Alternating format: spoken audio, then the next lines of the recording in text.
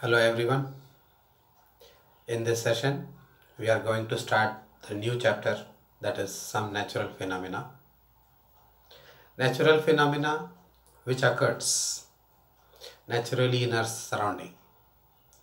In the class 7th also, we have discussed so many natural phenomena. They were cyclone, thunderstorm, wind. These are the natural phenomena. In this class also, you have two natural phenomena that must be discussed in detail, because the natural phenomena occurs. Sometimes they are helpful, sometimes they are giving more advantages for us, and some other times they are so much dangerous. And in this chapter, the two natural phenomena will be discussed, and both the natural phenomena are dangerous, are harmful for us. But among these two phenomena, one is lightning, second one is earthquake.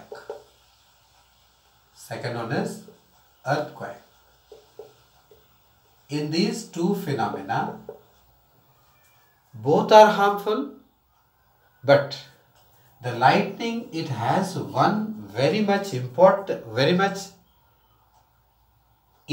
for us. It is giving more advantage. There is one application for this lightning, and that advantage is the fixation of nitrogen. Or we can say fixing of nitrogen. Nitrogen fixing means that plants require nitrogen for their growth. Nitrogen is very important element, is required by the plant for its well growth. That nitrogen present in the soil is very less in quantity. To increase the quantity of nitrogen in the soil, the lightning helps us, because in the atmosphere the amount of nitrogen present is very large. That is, major portion of the atmospheric gases contains the nitrogen gas. So that nitrogen, it cannot be directly come into the soil, cannot be directly fixed into the soil. To fix that soil, the nitrogen must be in the soluble form. Otherwise, some external source is required to fix the nitrogen with the soil, to mix the nitrogen with the soil. For this, the lightning is helping us, because once the lightning occurs, it releases very large amount of energy. Due to this large amount of energy, that nitrogen can be ionized and can be mixed with the soil quickly. That the nitrogen rich soil can be utilized by the plants for their well growth. This is one important application of lightning. But otherwise, the lightning is also dangerous.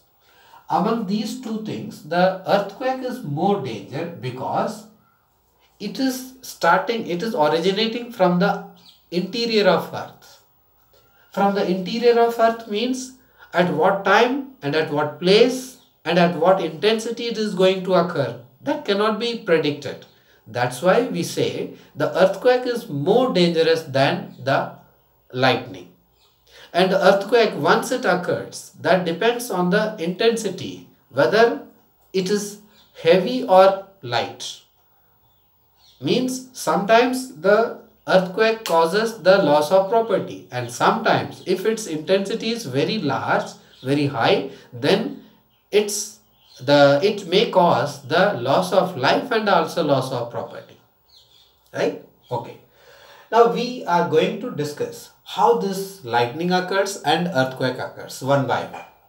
First, let us start with the lightning. So before starting that how lightning occurs, we cannot explain the lightning, that is occurrence of lightning, directly, because it is a phenomenon which is related to electricity. So we must know some basic concepts about electricity, right?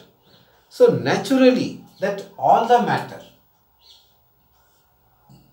whatever be the matter which we are using, or even we can take that human body, that any kind of matter are made up of the small particles. The small particles. That small particles are, simply we can say, they are the atoms. The small particles are called atoms. The atoms are very small. They cannot be seen with the naked eye. Even with the help of microscope also the atoms cannot be seen. To see the atoms, very powerful microscope is required. So much smaller the atom is. Even the atom is very smaller. Inside the atom also we have some other particles. Three kind of particles present inside the atoms. They are the protons. The first one is proton, electron and neutron. These are the three kind of particles present inside the atom. Any atom. Every atom consists of these three particles. And these three particles are having different kind of nature. And we are assuming the proton is positive nature, electron is negative nature, neutron is neutral. It is having no nature. It is neither positive nor negative. That's why we are not going to discuss the neutron in this chapter. Only the electron and the proton is to be discussed. Every atom consists of all these particles, but when we talk about the number of particles present in any atom, they are equal. Whatever be the number of protons present, whatever be the positive charge particle present in any atom, that is equal to the negative particles present in that. That means number of protons is always equal to number of neutrons in an atom. In an atom.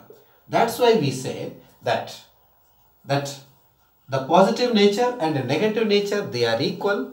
Combinedly they make that the atom is neutral. That is electrically neutral. Means atom is always electrically neutral. Right? Okay. Every atom is electrically neutral. If atom is neutral, then the particles are neutral. If the particles are neutral, then the matter is also neutral. That means in our surrounding, whatever be the matter we are having or we are using, all the matter are electrically neutral. Right. So all the matter are electrically neutral.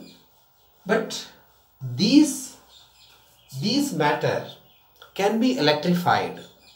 Can be electrified or can be charged. Any matter can be electrified. Or we can say any matter can be charged. Can be charged. Charged means after charging the matter, what happens to it? After charging, after the matter is charged, it can apply the force on the other object. But means that gain the property of applying force on the other object. If we take this is the charged object, this matter is charged, then this matter is able to apply force, exert force on the other object. Then how can we charge the matter? That is one very small concept, that any matter can be charged. For charging, there are various methods, but one method we are going to discuss in this. Right? Suppose if that also is explained on the basis of atom. So already I told you that atom is electrically neutral because of the presence of equal amount of positive and negative charges, negative kind of particles present. Suppose we assume any atom has 12 positive charges and 12 negative charges, right? 12 positive and 12 negative. So the atom is electrically neutral.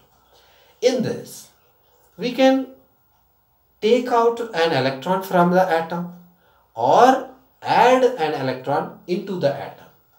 not the positive charge particle, not the protons. Protons cannot be taken or added into an atom, right? Because of the structure of atom. The protons, the positively charged particles, are placed well inside, that is at the center. Only the electrons can be transacted. They can be given out or they can be added.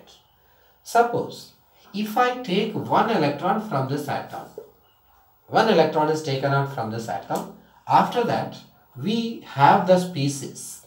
We cannot say that is the atom, because after transacting the electron, after removing electron or adding electron, we cannot say it is an atom. It is the species of that atom. In that, 12 positive, that remains same, and one electron is removed, that means 11 negative. So here we have the positively charged particles are dominating by 1. So now this species become positively charged. That means any atom can be charged by removing an electron from it, and this become the positive charged atom.